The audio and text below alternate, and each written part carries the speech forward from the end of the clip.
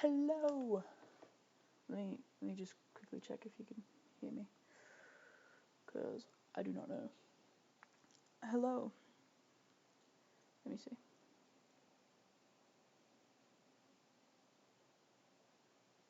Can you hear me? Hello. Alright, cool. That's all I needed. Welcome. It is late, and that's why I decided to do this. Just cause.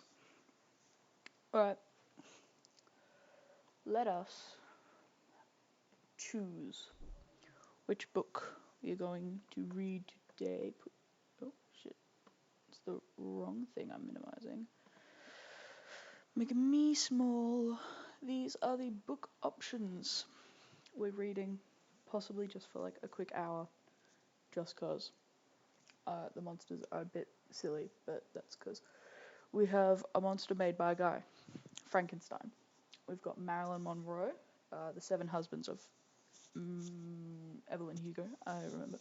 Half of these books are books I've not read, and the other half are books I've read, but like 2 years ago, and I don't remember them, and I want to reread them because they're good books. First off, and then we've got Young Gothic, which is a book I haven't read. Women Are Small, Little Women. Feline Says Goodbye, The Goodbye Cat, which is an amazing book. And then Going Outside, The Outsiders. Books I've read, books I've read. What have I read? The Outsiders, The Seven Husbands of Evelyn Hugo, and The Goodbye Cat. Those are the books I've read, and I love them. And I haven't read them in like 2 years. I probably read all of them like 2 years ago. And then Little Women, Frankenstein, and Young Gothic I have not read.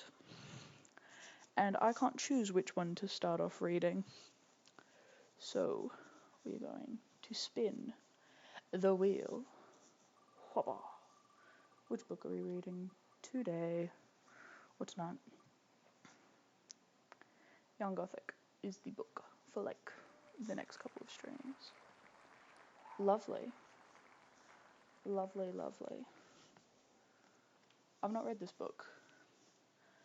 Let me make myself big again. There we go. I've not read this book. I got it for like Christmas or something. I don't know. Anyway, I want to read for about an hour. And I am ready to do so. Before we get into reading, welcome to, I don't know, just me fucking about, I guess. But I wanted to start reading because I've got books that I want to read and I've not read them, and, you know, this at least every other week would, get that out of the way. It's a nice thing. Let me just,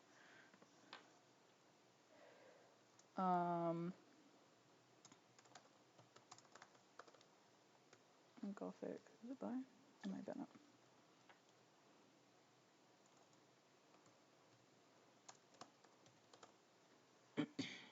Done. Cool. So there's that. And then I said every other week because other than reading Minecraft, love Minecraft. So that'll be, next week. And yeah, I've got water, I've got my book. It's a Saturday, so I don't have to worry about sleeping in. It's also still the holidays.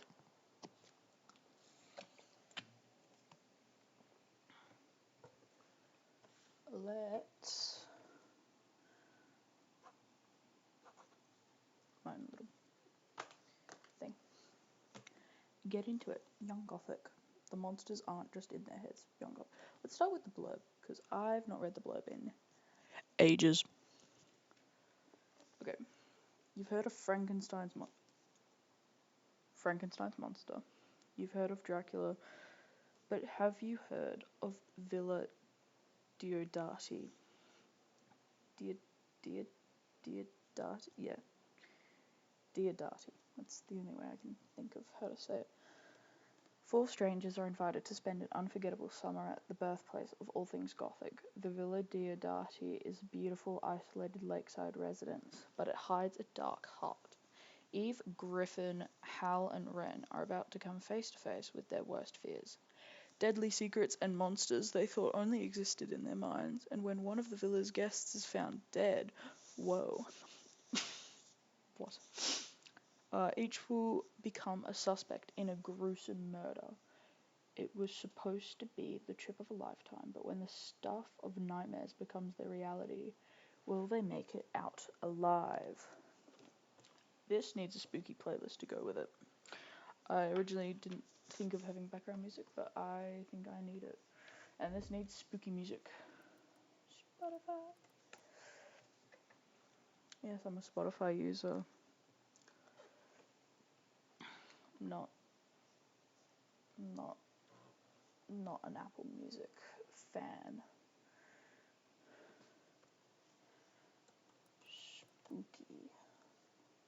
Spooky music. Spooky. Why is the first thing that comes up Spooky Mormon Hell Dream from the Book of Mormon? That's just great. That makes total sense, obviously. Let's get that a little up. Let's see, what is not AI? What here is not AI and not...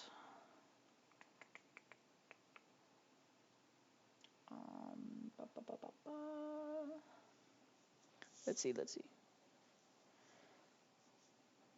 Spooky, scary skeletons. Don't want the playlists. I'll look at the playlist, but I don't want the playlist. Halloween action.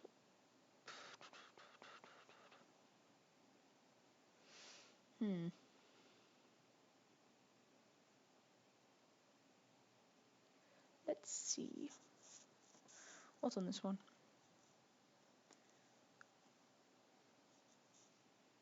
I just kind of want like background music. Let's see. Spooky background music. Let's see.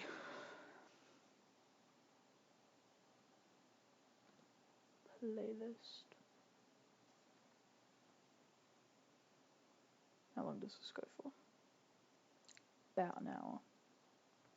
That's great, because I'm only going to read for about an hour. Awesome. How loud is that? Not too loud?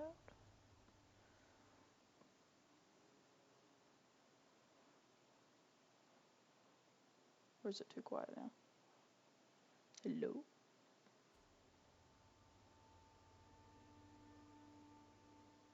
Alright, there you go. Ooh. Let's turn it down. Is that audible? No one knows. That's... Okay. That'll do. Hopefully it's not too loud. It doesn't seem too loud. But let's just... There we go. Young Gothic. I'm actually kind of excited. I've been meaning to read this. Content warning. Content warning. This book contains some strong language and mentions of child loss, abortion, and sexual coercion. Oh, there's actually people here. Yo, what up?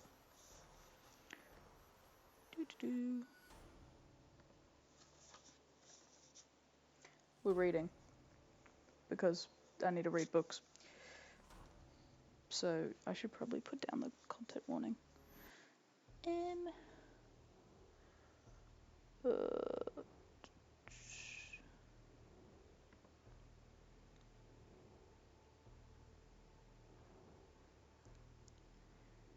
I can't like add one.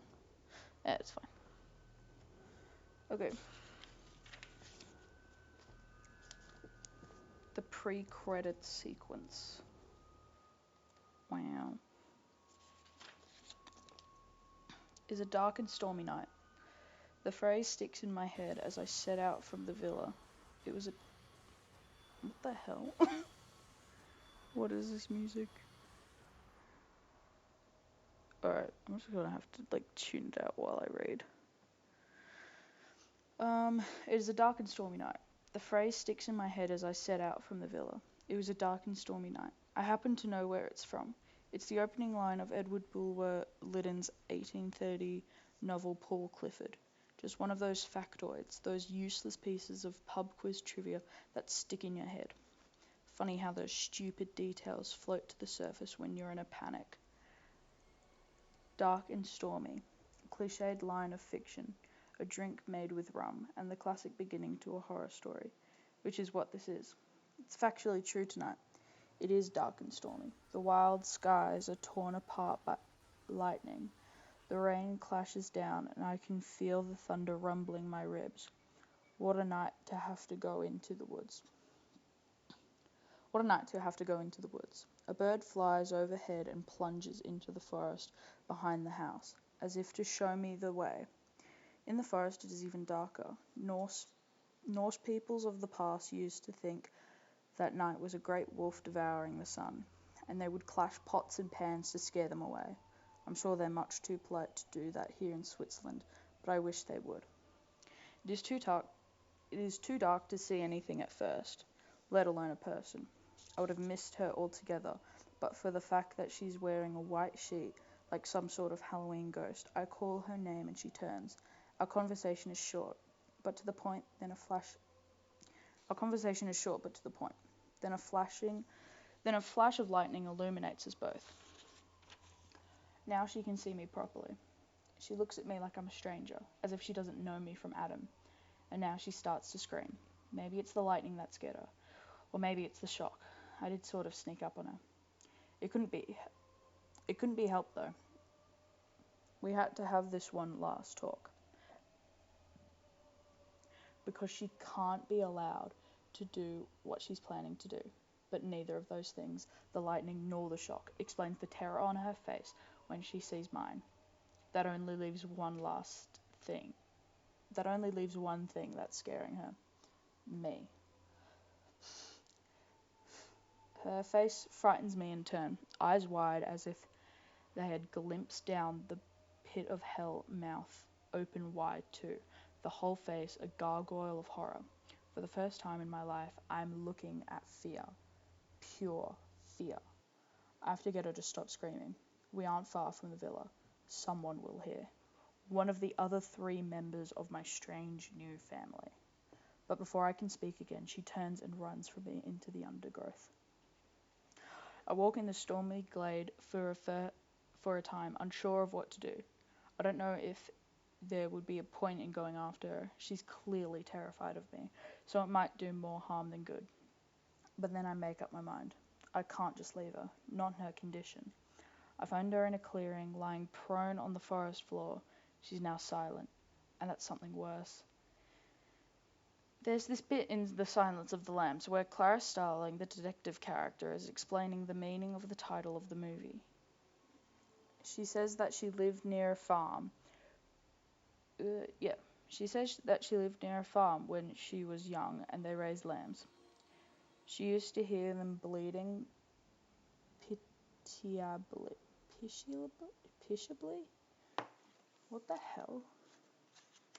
Let's see what that means. Pitiably. Oh wait, no, pitiably. I just can't read. She used to hear them bleeding pitiably. Yeah, I know what pity means. Do I? Pitiably. Let's see.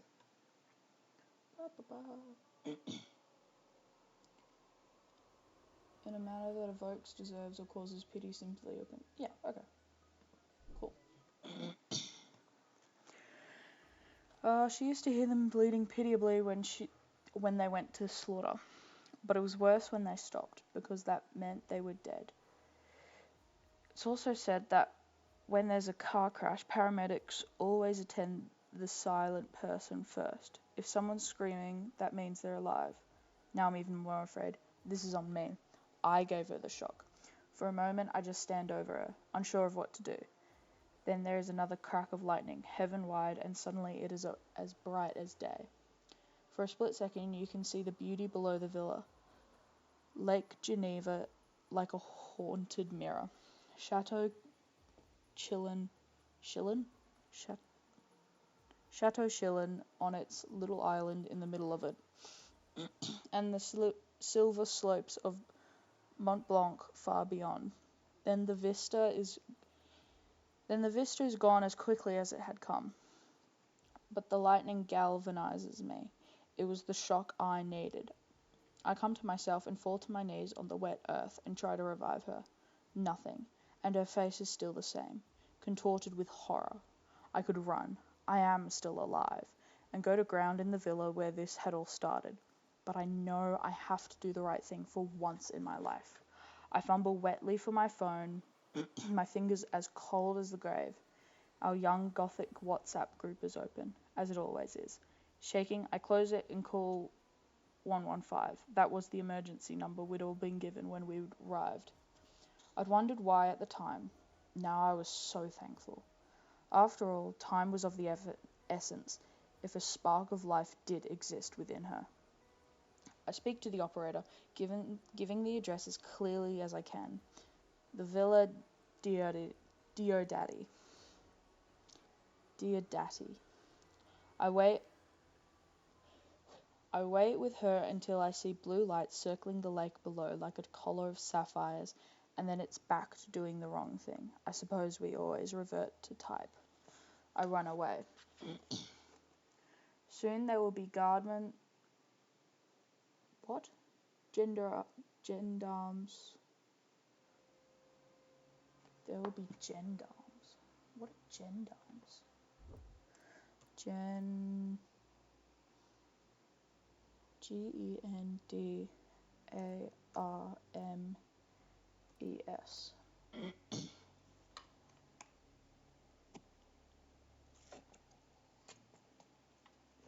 Oh, this is in France. Oh.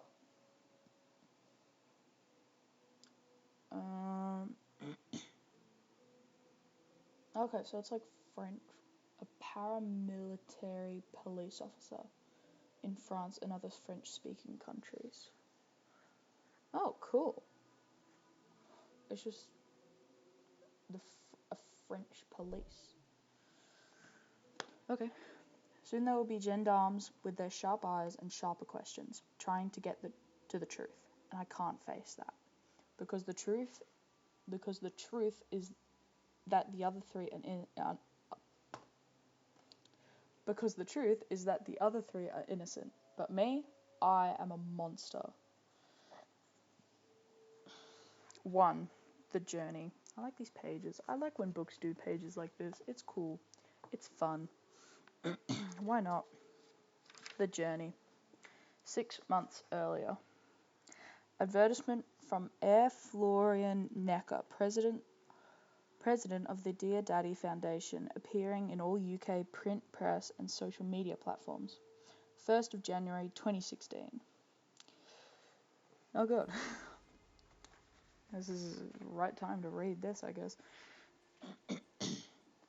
200 years ago this summer, 4 young poets spent 3 months at the Villa Diodati, a beautiful mansion on the shores of Lake Geneva.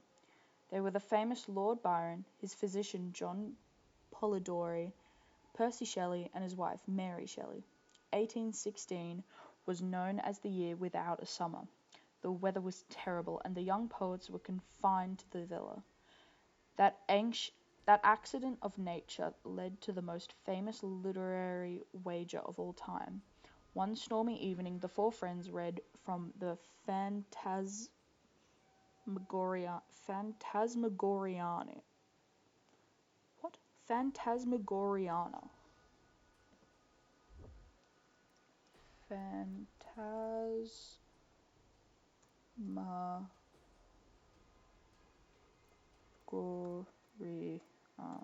No. What is the Phantasmagoriana? Is it French Anthology of German ghost stories. What does anthology mean? Anthology.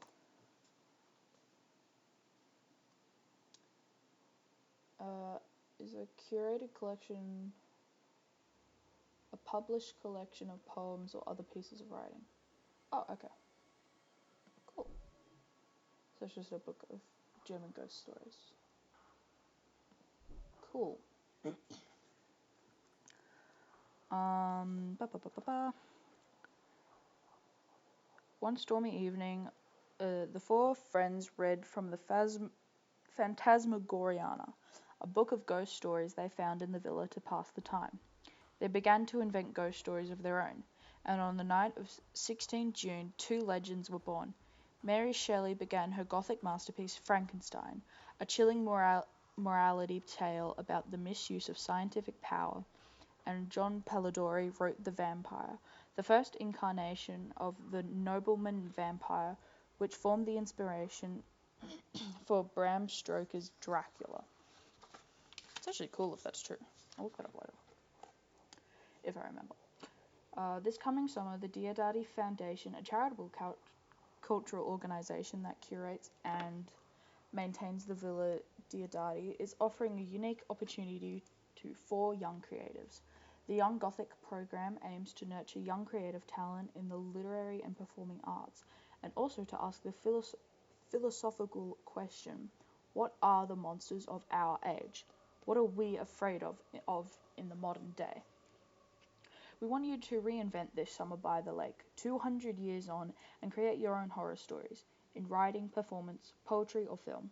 You'll spend a summer living in the Villa Diodati as if it is your own. All expenses will be paid, and the house is fully staffed and catered. There will be organised excursions to recreate the young poet's adventures, including to the beautiful Chateau Schillen in the middle of Lake Geneva. But most of all, you will be free to make abiding friendships, create your own drawing room monsters, and learn about your true nature. Applicants must be between the ages of 18 and 21. You must be a British citizen, like the four original poets. Other than that, there are no parameters of race, class, or religion. All that matters is your creativity. Poets come in many forms these days. You may be a writer, of course, but you may also be a YouTuber, influencer, songwriter, lyricist, or performance artist. All we require is a passion for creativity and abiding interest in all things Gothic. To seize this unique opportunity, send your applicants to Hare, Flora and Necker at the Diodati Foundation, P.O. Box 1816, Geneva, Switzerland, or email info@younggothic.com, marking the subject heading Young Gothic Program. Your covering letter should include a little bit about yourself, a little bit about what you're afraid of, a little bit about what you want to get out of a sojourn by the lake. What? Sojourn.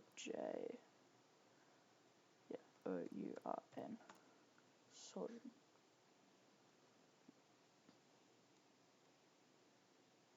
Okay, but what is it? Is it just like... It's like a traveling thing? Or it doesn't really... I'm going to say it's like a traveling thing that just occurs. I'll say that. Okay, I'll finish reading once this playlist finishes. The closing date for entries is 16th May 2016. We look forward to hearing from you, and who knows, you could create the next Frankenstein. Letter from Eve Robertson to the Diodati Foundation, 10th of January 2016. Dear Herr Necker, my name is Eve Robertson and I'm from Somers Town in London. My new English teacher told me about your competition to win a stay at the Villa Diodati for the summer. She told me that applicants need to write and tell you a little bit about themselves. So here goes. My background are achingly normal. Mum, dad, school, no trauma, no drama, until I was 16 and then I had the operation. Everything went wrong. I got sepsis and multiple organ failure. I had to have a triple transplant, heart, lungs and liver, and a massive blood transfusion, which means they replace the entire blood volume of your body. At one point, I was clinically dead for 4 minutes and was literally brought back to life with a defibrillator. They said I was a medical marvel. After that, I was drawn to everything related to death. I suppose because I've cheated it so narrowly. For about a year, I was in hospital recovering, and in that time, I did nothing but read. I chose Gothic novels: Frankenstein, Dracula, Jekyll and Hyde, The Invisible Man. It blew my mind that Mary Shelley was my age, 18, when she wrote Frankenstein. She inspired me. She made me sit up for the first time. From my hospital bed, I started my booktube channel, Gothic Girl. You can search me up online. And steadily built up followers. I would discuss all the books about death, which had brought me back to life. I thought it would be a niche interest, a quirk. But then I realized there were dozens of weird kids out there like me. Hundreds. Thousands. When I was well enough to get up, the first place I went was St. Pancras Churchyard. I'd read a biography of Mary Shelley, and it said that when she and Percy first got together, they would meet secretly there and make out on her mother's grave. How gothic is that? I began to stream from graveyards instead of my bed, and that's how I became obsessed with gravestone inscriptions. In John Green's Looking for Alaska, I don't just read Gothic novels. There's a character, Miles, who collects last lines.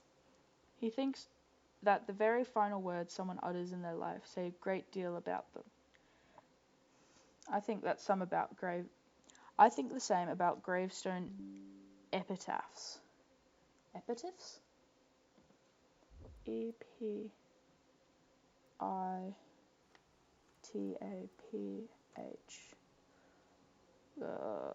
S. Epitaphs. What are epitaphs? Epitaphs. Short text. Oh, it's just a gravestone engraving. A short text honoring a deceased person. Strictly speaking, it refers to a text that is inscribed on a tombstone or plaque. Cool.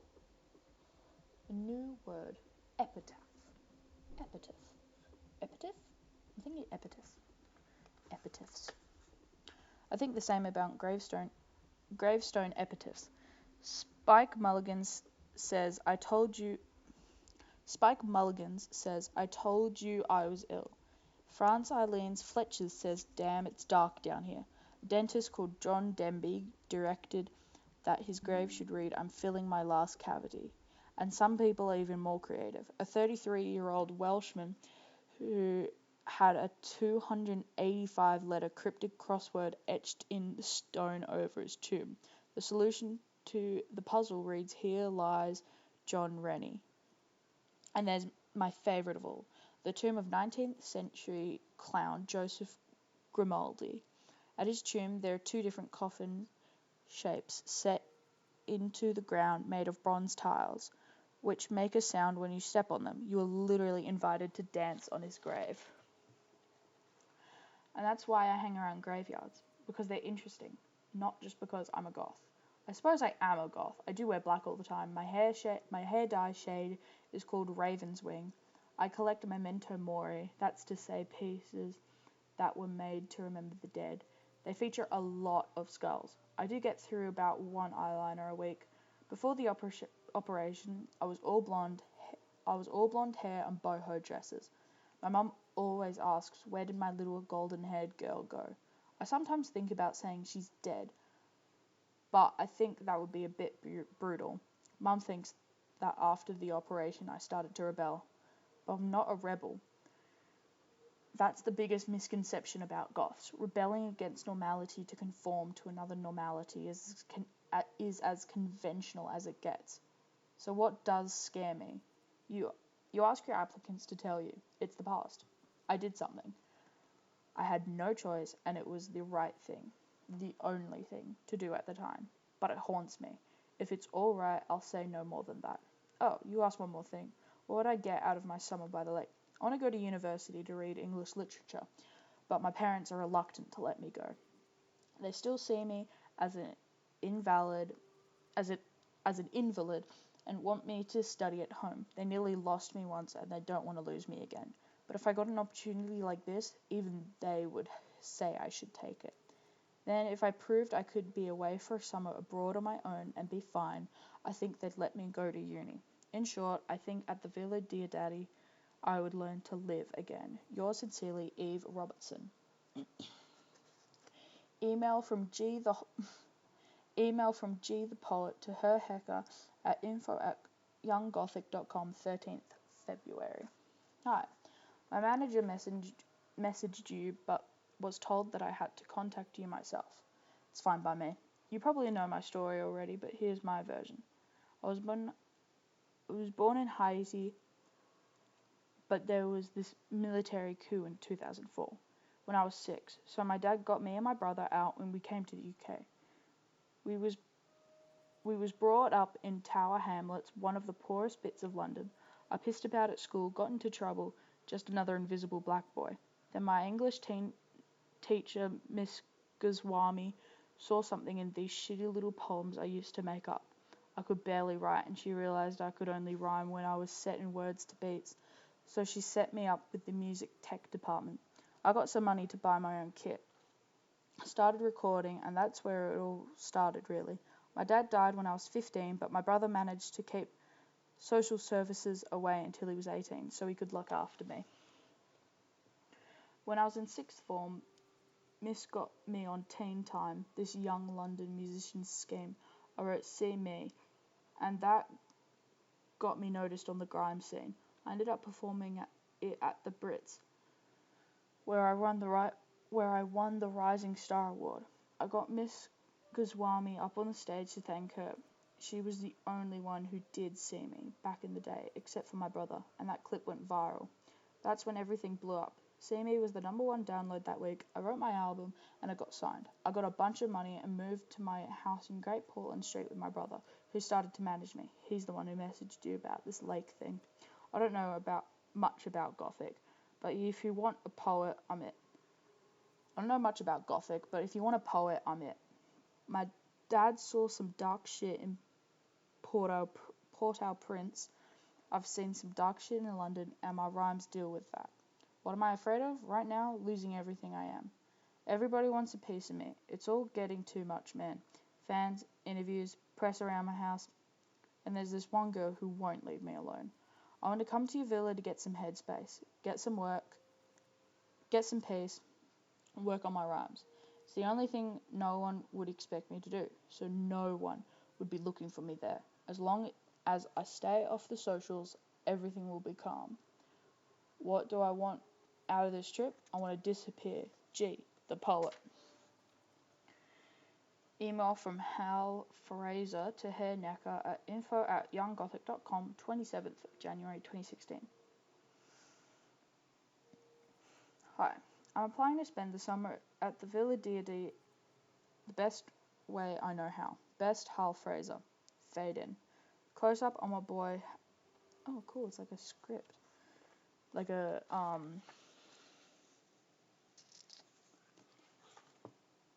short film. Like a film script. Cool. Fade in. Close up on a boy, Hal, wandering through the streets of Edinburgh. It's 2011. He's about 13. A gangly, nerdy kid. Brown curly hair, scruffy clothes, one brown eye, one blue eye, glasses. We pull back to see he's with a shoal of other kids, and they're kicking about in the summer holidays with nothing to do. Montage of them wandering around the town. We see them at the Royal Mile at the ancient Edinburgh Castle. We see them dodging the tourists who have descended on the Fringe Festival. We see climbing the picturesque slopes of Arthur's Seat, attempting to smoke on the summit and coughing their lungs up. Then we see it begin to rain, bucketing down, and they run down the mountain to seek shelter. A neon light shines out of the tempest like the Bethlehem Star. It's a cinema, specifically the Cameo Picture House in the Old Town. Exterior, Cameo Picture House, day. How? Let's go in there. I'm soaked. Friend 1. What are we going to see? Despicable Me again? Friend 2. Nah, you do that thing where you buy a ticket for Despicable Me, then you go and see something else. preferably something with an 18 certificate. Hal, like what? Friend 3, pointing, like that. Close up of the film title illuminated on the sign. The Cabin in the Woods. Interior, cameo, picture house, day. Hal and his friends sitting in the dark. Hal is afraid of the dark, but for now his attention is captured by the cabin in the woods projected on the flickering screen. Atmospheric horror music can be heard on the soundtrack. The friends stare at the screen, gripped by the action. On the screen, 4 teens are in a lonely cabin, gathered around the fire, when a trap door bursts open behind the sofa. The soundtrack slams a sudden chord of brass and strings, and every character on screen jumps a mile. But Hal is more interested by what happens in the cinema. Every member of the audience jumps a mile too. Popcorn goes everywhere. People scream and then immediately start to laugh. Interior, Fraser House, living room, night. We see Hal in his house. He ignores his parents' calls to come down to dinner and instead peruse their shelves of DVDs. He selects a stack of films, all horror, and disappears to his room. Montage of Hal watching horror after horror. We see the covers of the DVDs, a mix of old and modern classics, the great and the terrible. Night turns to day as he watches. The friends knock on his door to no answer. One day, the day after that, and the day after that. Eventually they stop coming. As Hal watches, time lapses and he changes subtly. His hair gets longer, he gets taller, his teeth get straighter, the scruffy clothes become more tailored, the t-shirts are now of slasher horror films. He's still a nerdy kid, but stretched. The films aren't on DVD now, but streamers. And now there is a camera and a PC, and he's speaking into a mic. He looks nervous, and his voice is hesitant. Hal, welcome to the first ever review show with me, Batshit Boy. I'll be reviewing every type of horror movie from black and white Hammer classics through 80s schlock fests to current cinema releases. I'm also really interested in the psychology of what makes us scared, what makes us jump out of our skin in the cinema, what makes our hearts beat faster, what makes us forget to breathe, what makes us laugh when we are scared. I'll start. I'm scared shitless of The Cabin in the Woods. This film began my love affair with horror. So I'm going to kick off my channel with a live reaction to that absolute stone cold classic, the film which turned me onto horror in the first place. Stream over. We see an extreme close-up of the little thumbs at the bottom of the YouTube pane. After a few tense seconds, the number 1 appears beside it. Montage of Hal in different outfits doing his live reactions on camera. The likes and views begin to click up. Hal becomes more confident. He learns to edit clips from the movies he's talking about into his shot. The videos become slicker. He always ends each clip the same way. Do you have nightmares? The likes and views mount steadily. Exterior, West Prince Street's Gardens, Edinburgh, day. Hal stands by a gravestone with the inscription RLS. Hal, I'm here by the memorial of Robert Louis Stevenson, the author of The Strange Case of Dr. Jekyll and Mr. Hyde, source material for so many movies over the years, including The Incredible Hulk. And if you listen very closely, he cups his hand behind his ear. You can hear Stevenson spinning in his grave. That's because this week's review is of Mary Riley, a truly terrible retelling of the Jekyll and Hyde story. In fact, comfortably the worst I've ever seen. I even preferred Jekyll and Hyde the musical, starring David Hasselhoff. At least that was so bad it was good. Mary Riley is so bad it's just bad. There's only one thing wrong with the script, the words, and the acting is, if possible, even worse. As regular viewers know, I normally try to cover the pros and cons of a movie, but with Mary Riley, there's really nothing good to say. It's also completely unscary. The only horrific thing about this film is Julia Roberts' accent. Extreme close-up of the likes, thumbs up number. It is now in the millions. Interior, the Fraser house, kitchen, day. Mum, Janet, Dad, Archie, and Hal are at breakfast, like a proper advert family. Mum pouring tea, Dad absorbed in the Scotsman newspaper, Hal chewing toast, Hal, chewing toast, peers at an ad on the back of his dad's paper. Hal, Dad, can I have that page? Archie, without looking up. You can have any page but the sport. Archie hands him the page. We see Hal's point of view, an extreme close-up of the ad for the Young Gothic program. Hal looks up from the ad, eyes shining. He's just read about an opportunity that could change his life, an opportunity for him to finally find out who he really is. Do you think I should apply for this? He slides the paper across the table to his parents. Archie puts down his paper, Janet her teapot. They both read the ad. Archie, what about film school? Hal, doesn't start until October. This is June to August. Janet, but that's the whole summer. We're already losing you in the autumn. Hal, I'm going to London, Mum. I'm not dying. There's an awkward silence. Janet looks close to tears. Janet, it's just, we already lost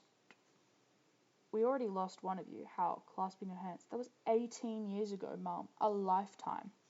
Archie reads the advert and taps the page. Archie, there are questions here. How would you answer them? What are you most afraid of? Hal, myself. I think I get in my own way. Archie, and what do you want out of a summer by the lake? Hal, I want to find out who I am. Archie decidedly pushes the paper in front of Hal. Archie, you give it a try, son. You might not get it anyway, but if you do, he looks at Janet. It's time to let him go. Interior, the Fraser house. Hal's room, day. Hal is at his computer, emailing. Voiceover as he types, Hi, I'm applying to spend the summer at the Villa Diodati. The only way I know how. Best, Hal Fraser. Fade out.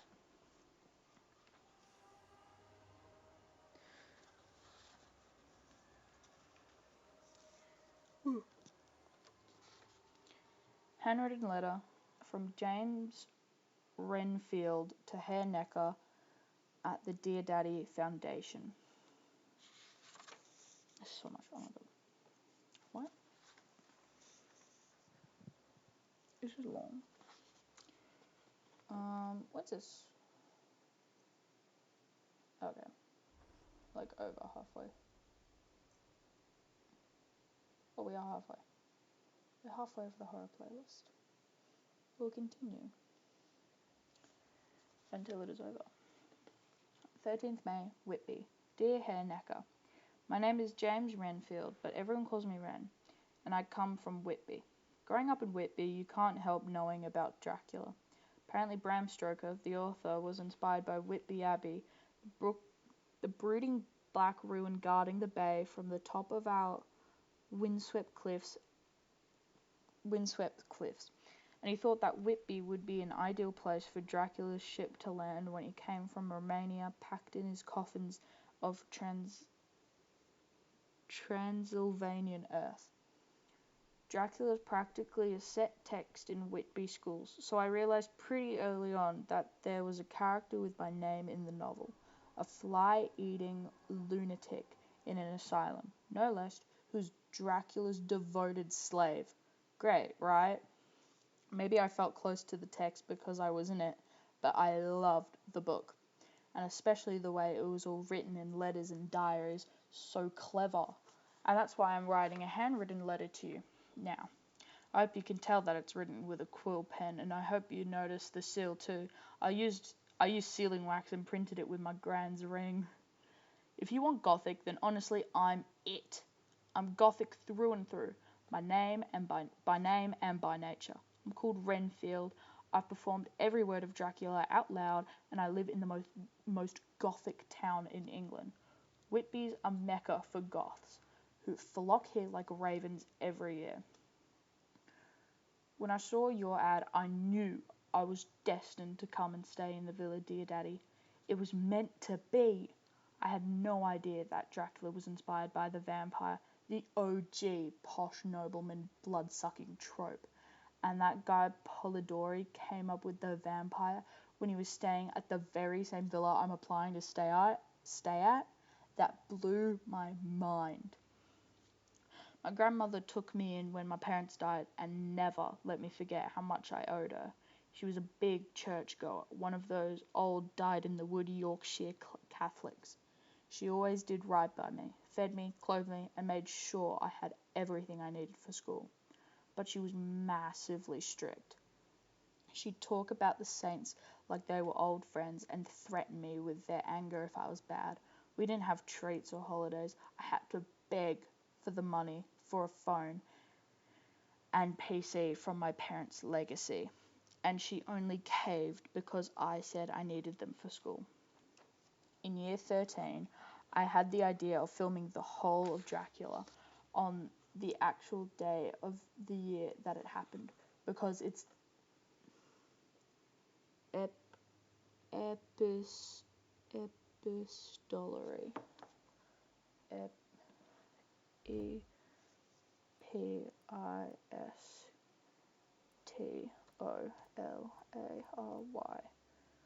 Epistolary. Epistolary of a literary work in the form of letters. Oh, okay, so it's just a novel but made of letters. Epistolary. Cool. Because it's epistolary. Good word, huh? It means it means written in diaries or letters. Could have just read on. It worked out really well. It goes from 3rd of May, which is today, not an accident, to 10th of November, and I never missed a day. I called it the Dracula Dispatches, and they went viral. You'd be amazed how many Dracula stands there are around the world, especially in America. I dressed as the characters and acted them out, even the female characters. You can imagine how much my gran liked that. I filmed one of my dispatches in Whitby Abbey, the one where Dracula comes to Whitby on a ship called the Demeter. Demeter? Demeter. I'm going to go with Demeter. He'd already drained every member of the crew, including the captain, who'd lashed himself to the ship's wheel and pilots the ship once he's already dead. I acted that bit in the Abbey at sunset, in a lovely blood-covered velvet corset. It drew quite a crowd. Gran was furious when she heard I'd been quoting Dracula in the Abbey. I'd never seen her so angry. She said the book was ungodly and I'd brought the devil to the house of the Lord. She massively disapproved of the Dracula Dispatches, but that was no surprise. She disapproved of everything. She disapproved of same-sex attracted people. She disapproved of boys who wear dresses. She even disapproved of actors, and most of all, she disapproved of me. I checked the tick list of all of the above. For a Christian, Gran was the least Christian person I know. So what am I afraid of? God, or rather, organized religion and the evils done in his name. I was made to go to church every Sunday as a kid, but my gran's funeral was the last time. I haven't been inside one since. I've been living with my grandmother all my life, and she died very recently, and now I'm free to be me. I've been awarded a place at drama school in October. She didn't even know I'd applied until I had to go to the audition day in London. I want to do something adventurous with my summer. Actors feed on the lives of other people, but I've never been outside England. I've barely been outside Whitby. I want to meet people, to travel. What would I get out of a summer by the lake? I want to taste life at last. Yours, very hopefully, James Renfield. Ren. 2. The ominous atmosphere. I think what is this in? Oh, this isn't too long. It's like that long. We'll read this, and then we will stop. Because I've got to go to sleep at some point. Eve. The Villa Diodati is the most beautiful house I've ever seen. It's like a mini palace in an elegant cream colour with eggshell shutters and a tiled roof of grey-blue slate. Bizarre when you think about it that such a gorgeous house was the birthplace of so much horror. It's actually quite hard to comprehend that I'm here. It was such a performance getting away from home. I couldn't actually believe I was going to manage it. All the packing, all the arranging of 3 months of medication, all the anxious tears from Mum, and the reams of advice from Dad. I practically had to talk my mum out of getting me a chaperone to fly with, like a little kid. But I'd finally got on the plane, and as it took off, I felt like I was soaring too. Free. I literally hadn't been alone for about 3 years. I'd always been in the company of a nurse, a doctor, other kids on the ward, or my parents. I ordered a Coke and some Pringles, stuck in my headphones, and lost myself in a reread of Frankenstein, unable to believe I would shortly be staying in the very house where an 18-year-old Mary Shelley got the idea for this absolute classic. There was a driver waiting for me at Geneva Airport with my name on a sign. He drove me through the most stunning scenery to Cologne. Cologne? He drove me through the most stunning scenery to Cologne. Cologne. Cologne. Probably a place. I don't know. It was like traveling through a fairy tale. Tarted.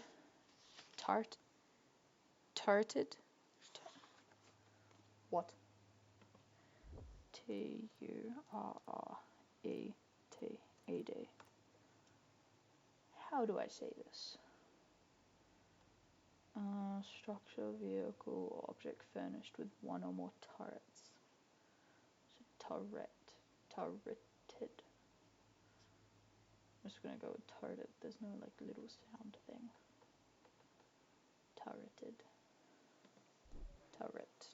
Turreted. Okay. Turreted castles, emerald vineyards, and the distant pearly shimmer of the Alps, and reflecting it all, the blue expanse of Lake Geneva. The house is right on the lake, and now I'm standing here at the door of the actual Villa Diodati, wondering what to do next. The driver pulls away in a crunch of gravel, and for a moment I am alone with the house. I look at the dove-grey double doors and have one of those strange sensations when you feel like you could be back in time.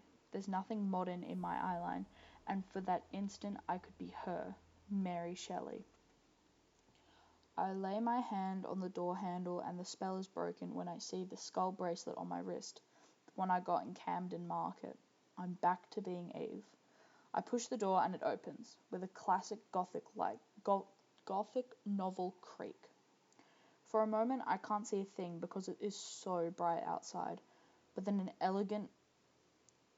elegant hallway resolves like a Polaroid developing, and I see a grand stairway and some open doors. I walk through one of them into what seems to be a kind of parlour. There are some big picture windows with a stunning view of the lake. I gape at the vista for a moment, then turn to examine the rest of the room. There are floor-to-ceiling bookshelves, elegant chairs and couches, discreetly patterned rugs and hazy landscape prints in gilded frames, and a single book in a glass case. I walk up to it and peer beyond the glass. The volume is dark, centuries old, with that kind of greeny black leather cover. The title is tooled on the front in faded gold lettering. It reads Phantasmagoriana. There is a catch in my breath.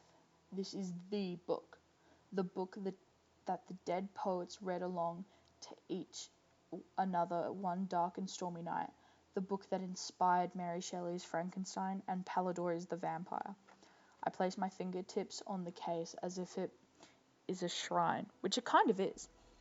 I'm so close to something they touched. Look at it. I spin around and track my fingers at once as if the glass burns. Take it in your hands and look at it. There's been someone else in the room all along, lurking in a slice of shadow beyond the long curtains. He comes out of the darkness like he is a part of it, a strange-looking, quite elderly man with watery, clouded eyes of the palest blue. He is immaculately dressed in a grey lounge suit, and his black shoes are mirror shiny. His hair is long, snowy white, and tied to the nape of his neck with a black velvet ribbon. The hair The hair arid the face that what? The hair arid the fact that there is a gold watch chain peeping out of the pocket of his waistcoat gives him a strangely antiquated look. He stoops and kisses my hand with old-world courtesy right on the skull bracelet, like he is pledging some sort of allegiance to the dead. His lips are curiously cold. He straightens up and smiles. His teeth are yellow, but the smile is warm. I wonder how old he is. You would like to see the book, I think, he says, a statement, not a question. He waves his hand towards the glass case in an elegant gesture. You can see the smoky ghost of my fingertips on the pristine glass. He really knows I've been snooping. The other three are not here yet, he says. We have a moment. Please, feel free to take a look. See? The case just lifts. Like this. Unrealistic, but okay. He has some sort of mid-European accent which stalls on the what? He has some sort of mid-European accent which stalls on the FS and the S, on the Fs and the S. He lifts the case in one movement. It is essentially an upended fish tank, and places the glass carefully on a couch. The book is revealed in its velvet nest, and there is a puff of my favourite smell in all the world, old paper and book leather. I look to him and he nods. I take a step forward and pick up the book. It is reassuringly heavy and warm from the sun, as if it is alive. I turn to the title page. It says Phantasmagoriana, ou recul de histories d'apparitions, de spectres, revenants, phantoms, etc. I don't take French. I'm not. Suddenly he's at my shoulder. I didn't even see him move. It says the story of spectres, revenants, and ghosts. I know 2 out of 3, I say. What's a revenant? Spectres, revenants, ghosts. And 2 of the 3, yeah. He looks at me with a strangely piercing gaze, as though he knew exactly what had happened to me. Someone who has come back from the dead, he says, in almost a whisper. It means literally one who has returned. Me, I thought. I'm a revenant. And then I remember, he does know what happened to me. Well, most of it, anyway. He's read my letter. This must be Herr Necker. The old man smiles. The rest of it's in translation. Don't worry. He shows me in quite a different voice. He sounds faintly amused. It takes me a minute to process what he's saying. You mean I can read it? I blurt. While I'm here, I mean. He waves his pale hand again. Of course. And there could be not a better room to do so. This is the very sitting room where the poets read it. There, by the fire, he points to the empty fireplace, and I see 4 comfortable-looking chairs arranged around the empty grate. I get another of those back-in-time feelings, as if I can almost see the young Mary Shelley huddled over the fire, with Shelley, Polidori, and Byron. You are to treat the Villa Diodati, and everything in it, as your own. All I ask is that you strictly follow the instructions at the beginning of the book. And it's as he waves that I notice his nails. They're as bleached as bone, and each one is filed. I almost said filled. And each one is filed to a toothsome point. To a toothsome point? Like they're pointy? Toothsome. I mean, I guess, yeah. But before I can get a good look at them, the door opens. G, the poet, who didn't even know it. There is no one on the door, so I walk right into the villa. There's a sort of stairwell and some open doors. I hear voices from a room, so I go in. The room is big and bright and posh, and there's 2 people in it. An old-timer and a goth, like the ones you see haunting Camden Market. The goth is holding a book. She looks shook and drops the book as I come in, as if she's been caught nicking. She's really pretty and really skinny. She's got this long sheet of dyed black hair, dead straight, with about a centimetre of blonde roots. Not my type, but she looks peng. The goth arranges the book gently on a cushion thing, carefully like it's a bomb. The old guy puts this glass case over it. I nod at both of them. The old-timer comes over to me and bows. He looks about 100. "Ah, Mr. G the poet, I presume," he says, all delicate. I shrug. "Just G is fine." Out of habit, I put out a fist, not thinking that he won't really know what to do with it. So we end up doing this weird thing. He takes the whole of my fist in his hand and sort of shakes it. His fingernails are freaky, all sharp like guitar picks. His smile is freaky too. "It's been a long time since there was a poet in residence in this house," he says. "You're very welcome."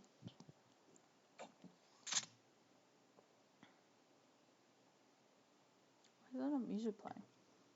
This song has ended. Go on to the next one.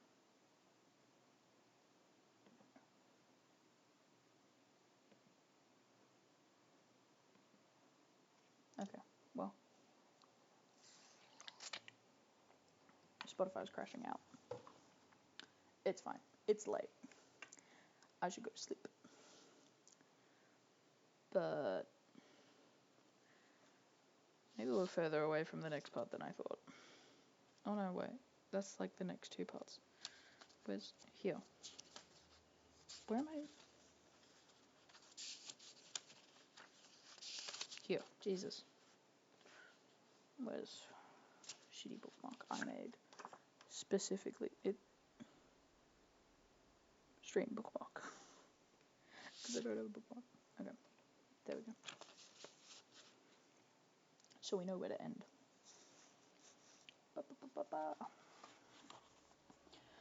Sounds kind of sweet and sincere, like he's not just bullshitting. I start to think he's okay. "I'm Herr Necker," he says. "Oh, okay, the guy from the ad," I say, nodding. "Indeed," he replies, "and this is Miss Eve Robertson, another guest of the villa."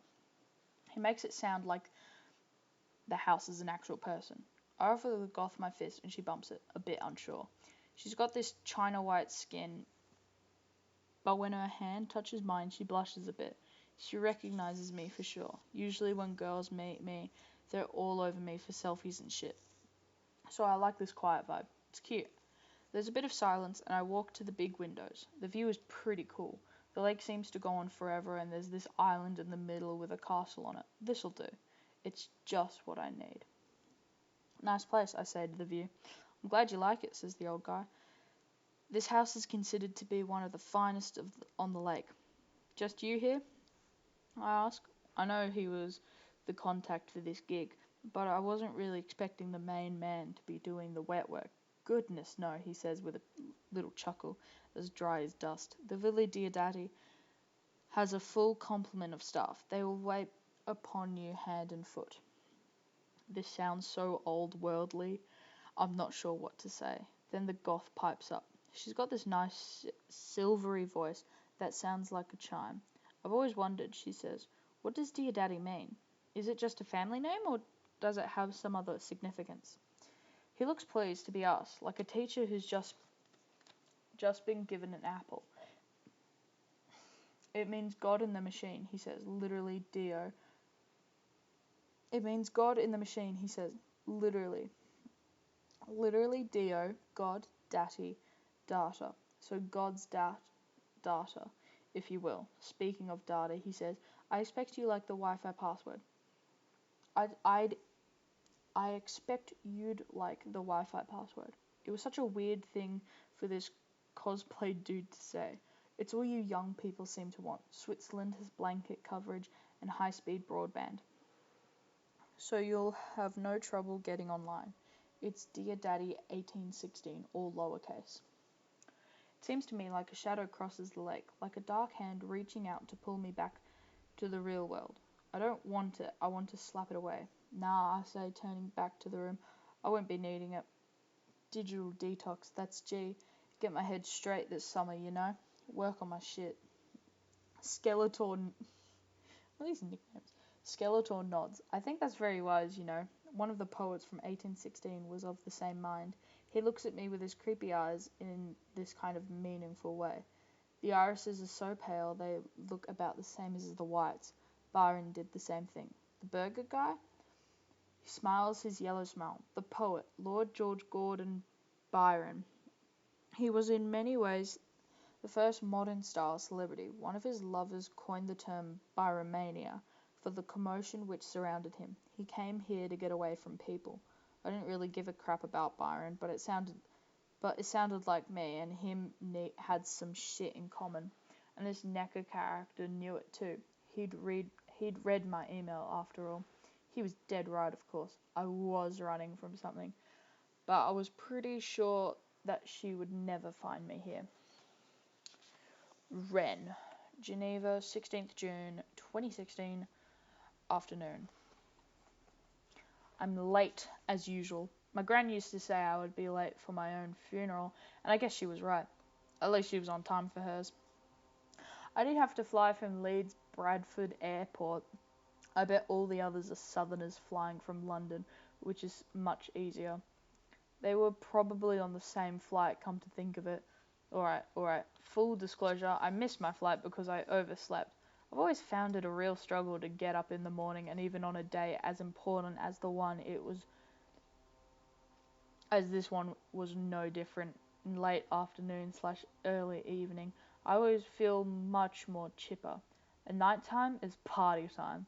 I set about 50 alarms on my phone, but still slept through. And of course with Gran gone, there's been no one to get me up. I had to get a later flight, but luckily there was still a chauffeur guy waiting at Geneva Airport when I arrived, with a sign saying James Renfield. So odd to see my real name printed like that. No one called me James apart from my gran. She refused to call me Ren. I haven't thought of myself as James since she died. The name gives me a little shiver of fear. So now I'm all in a panic. Great. I had it all planned. I'm in my favourite tailcoat and white-collared silk cravat, and now, of course, I'm boiling. I take my jacket off in the back of the car and roll up the sleeves of my dress shirt. Reluctantly, I lose the cravat too. I wanted to be fabulous when I walked into the villa, dear daddy, but better to be casual than a sweaty mess, I suppose. I was considering a corset this morning. Thank God I thought better of it. Even I thought that flying in whalebone might be a bit uncomfortable. There's aircon in the car, turned up to nipple-hardening levels, so I start to cool down. I check out my hair and my phone. It's actually behaving for once, so I look out of the windows at a different kind of view. This is the first time I've been abroad ever, and Switzerland is a stunning place to start my international jet setting. It's gorgeous. It's a beautiful June day, and you can see the mountains. The Alps? Really clearly.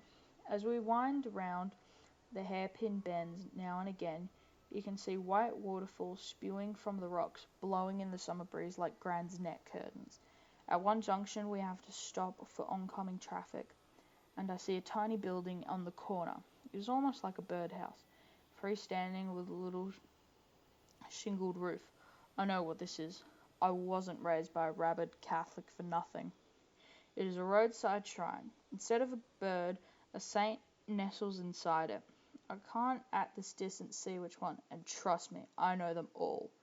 But I catch a swag of blue cloak which suggests to me it's probably the Blessed Virgin. I can see the flash of a crown of gold, and there is a tangle of dried up looking flowers at her feet. People have even left offerings of food and drink. I can see some bread and some wine. My stomach suddenly gives an enormous rumble. So loud I bet the chauffeur guy can hear it. I start to salivate and hope there's something to eat at the villa. To distract myself from thoughts of food, I watch an old couple who are approaching the shrine. The woman clutching some fresh cut blooms. Obviously, they're going to swap one bouquet for the other. As the car slows, something strange happens, as if they're totally synchronized. Both the old dears turn as one and look at me right in the eyes through the car window. It's properly creepy for about a second, until I realize they're much more frightened of me than I am of them. They look utterly terrified. The old lady drops the flowers on the ground where they scatter. Both of them cross themselves, and then they both clutch at their hearts, as though my gaze actually hurt them. Then we slide past, and the moment's over. I swivel round in my seat to see the old lady sort of double up. Maybe she's bending to pick up Our Lady's flowers. The old man seems to be stooping to help her. Then we round the bend, and they are gone. We reach the lake, and I forget about the old couple. The water is as blue as Mary's cloak, and of course my eyes are on stalks for a glimpse of the Villa Diodati. Actually, you can't see it until you're right on top of it, because it's shrouded by a little lakeside forest. Nice and private for Polidori and his poet pals. Nice and private for us. With little jet-lag nerves, I wonder who the other three are that I'm going to be spending my summer with. The driver drops me off. Apparently my luggage has gone on ahead. I look up at the Villa Diodati, absolutely gobsmacked. This house is where the vampire was written, so it's where the vampire, as we know him, was born. Without the vampire, there would be no Dracula, and without Dracula, I wouldn't be here. I put my jacket back on and tie the cravat quite loosely. No time to do a male couch right now. My favorite regency knot. Male coach, not male couch. Again, what?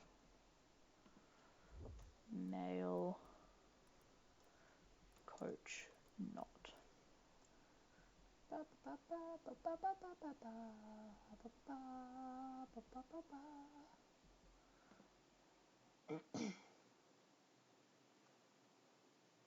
That's so boring looking.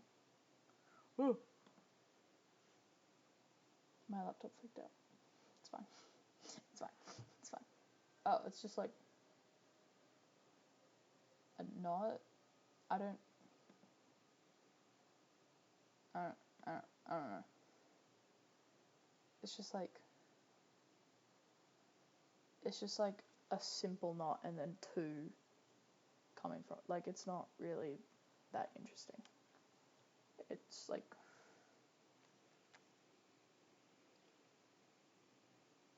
a male. That's your fit.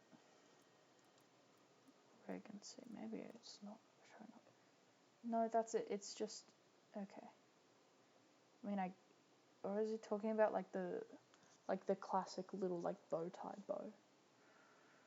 I don't know. There's two showing up, and both of them are like simple and boring, not really interesting. Anyway, no time to do a male coach right now. My favorite regency knot. I go right up to the dove grey doors, unsure of what to do. My gran was very big on manners, and it seems rude just to walk into such an important place without being invited. So I raise my hand and knock. A vampire can't be invited in. Can't be allowed in unless they're invited in. Have to be invited. How? Oh God, is he gonna do this the whole entire time? Okay, only a few pages. Then I'm gonna go to sleep. Ugh. And this is the last song on this playlist. Okay. Interior, Villa Diodati, drawing room, day.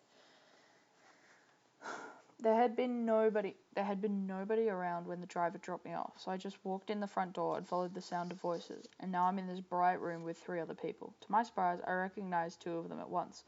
One is that rapper who really blew up over the last year, calls himself the Poet or something, looks like Daniel Kaluuya. No one really knows about Daniel Kaluuya at the moment, but I think he's going to be big. The second is dressed entirely in black, has those far apart eyes and china white skin, and looks like Anya Taylor-Joy. No one really knows about Anya Taylor-Joy at the moment, but I think she's going to be big. It's Gothic girl. Shit. This girl has been in my face for the last year or so, and she even tried to get my YouTube channel taken down. I came here to make friends, and what do I find? My arch enemy. I go to shake hands with the rapper guy a bit shyly because he's everything I'm not. Good looking, dressed in flash clothes, all labels, and his hair is in neat wee knots all over his head, like Hellraiser. He's wearing these blue shades and looks completely comfortable in this room, which I'm sure I don't. He holds out his fist and I bump it awkwardly. Then I nod at Gothic Girl as politely as I can. even though I think she's an utter bitch. The third person is an ancient bloke who looks like Gary Oldman as the old version of Dracula in the Francis Ford Coppola film. For a bit, I think he is the other winner until he introduces himself. Apparently, he is her necker, the guy we all had to apply to, the head honcho of the Dear Daddy Foundation, whatever that is. There's barely time to shake his hand before there is a knock at the door. I must have just beaten the fourth person to it. Herr Necker cocks his head and raises his forefinger, listening. The finger has a pointy nail on it like a spike. Isn't that funny? He says, the only one who knocked and waited to be invited in. We others look at each other a bit awkwardly. Had we been bad-mannered just marching in? The words might have implied that, but the tone was quite different. It just sounded like he was interested in the differences between people. As soon as Necker leaves the room, Gothic girl starts hissing at me like the snake she is. What the hell are you doing here? I shrug. Same as you, I guess. The poet guy peers at us through his blue sunglasses. He looks amused and quite interested in equal parts. There's some beef between you two. No, she says at the same time I say yes. Well, I can't imagine you're here to do any writing, she says scornfully, glaring at me from her cat eyes. No, but I might make a film though, I say coldly. That way people might actually see it. Have you even read a book? She shoots back. No one reads books anymore, I say. Your day is over.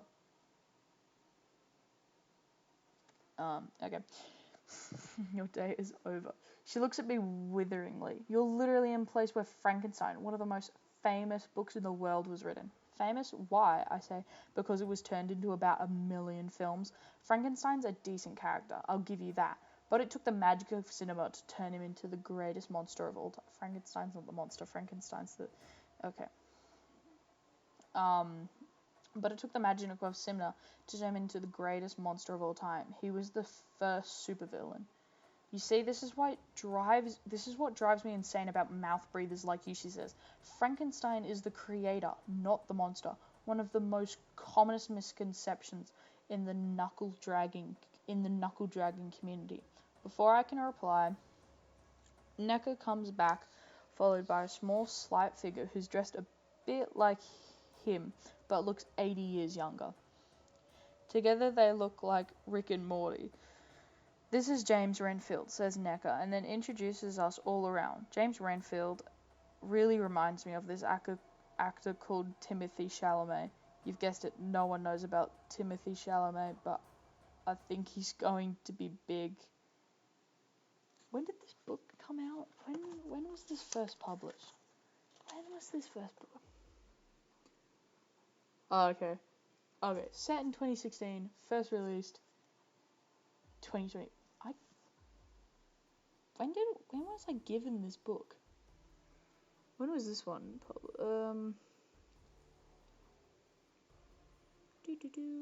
First published 2024.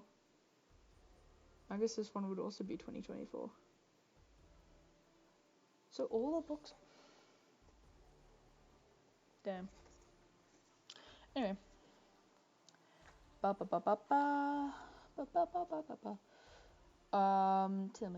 Timothy Chalamet. The newcomer fanboys all over the rapper guy, flapping his hands out. Oh my god, I love seeing me. I literally couldn't get it out of my head for weeks. Such an earworm. He has this kind of actory voice, but a campy Yorkshire accent. An odd combination. The poet, who must presumably have smoke blown up his arse all the time, takes this well. He offers a fist and grins pleasantly. His smile is pretty charming. My G, he says. Then the new guy spots Gothic girl, and if possible, fanboys even harder over her. This is insane.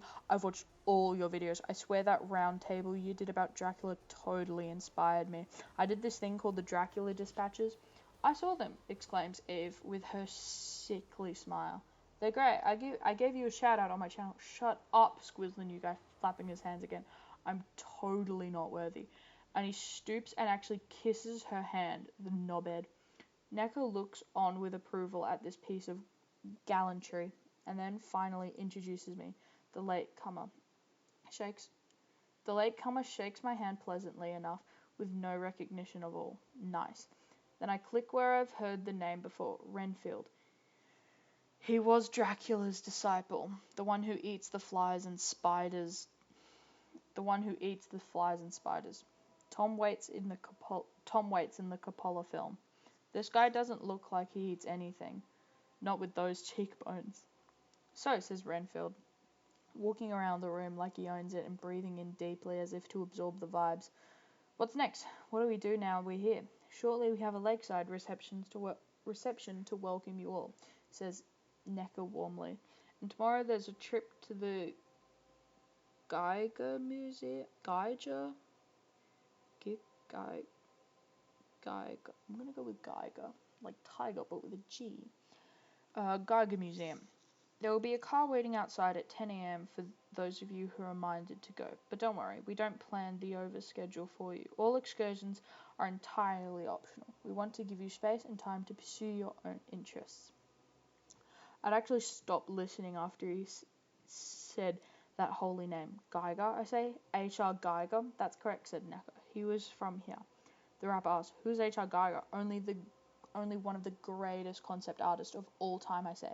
He created the xenomorph monster for the Alien film. Oh yeah, says G the poet, as I suppose we must call him. That's not a bad little movie. Not bad, I bray, forgetting to be shy of him. It's only one of the best horror films of all time. Sci-fi films, says the Rhineford girl. What's that now?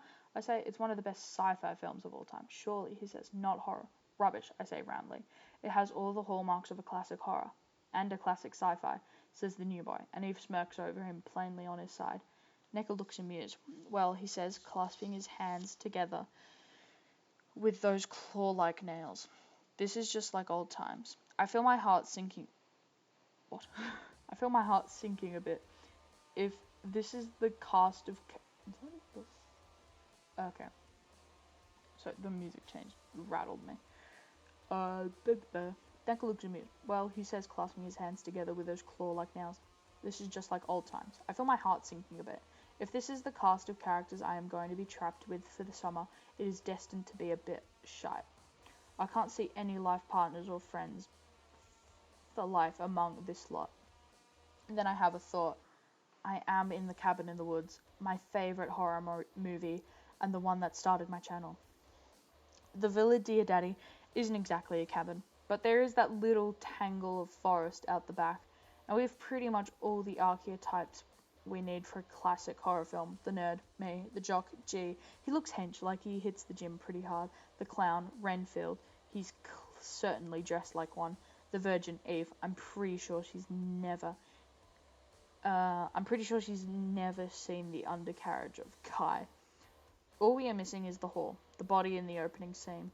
Necker glances out of the window. Looks like they're ready for us to come along. Few more pages. Okay. Oh, this might take me 12. What do I do? I can just end here. This is my own thing. I can just end it. I think I'm actually going to end it here, because I'm tired. Do I seem it? No. But we got... I'm slow at reading. All my friends say so. I'm going to end it there. Not quite the end of that part, and not quite the end of that little bit, but there's like a few pages to go.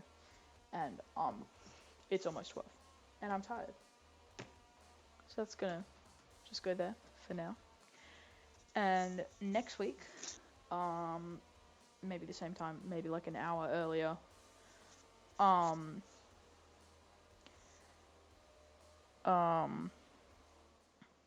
just gonna turn the music down a bit.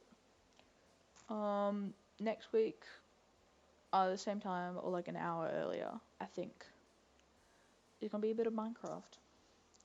Cause, yeah, Minecraft, and then the week after that, we will return to Young Gothic. It's kind of enjoying. And, with the pace I'm going, I think it'll take me, all year. All year. But, you know, yeah, at least I'm getting a book off my to read list. At least I'm doing that. So I think, yeah, I think that's where I'll leave it. Good night. I will post this sometime on the um the uh VODs channel. I might do that tomorrow or right now, before I go to bed. But yeah, hope you had a great time. Hope this inspires you to read and, you know, pick up a few new words in your vocab. I learned a lot. I didn't. What was that word? That was like I forgot it. Epis es estif the word for, you know, the gravestone carvings. That was cool. I didn't know that was a word. Forgot it, but you know, I should have written it down. I will at some point, maybe. Who knows? But yeah, I think that will be the end. Next week, some Minecraft, because who doesn't love Minecraft? I'll start a new world with you guys. And yeah, I think that'll be it for today. And I'll see you next week. Once, yeah. Bye bye. Bye bye bye bye bye bye bye bye bye bye bye bye.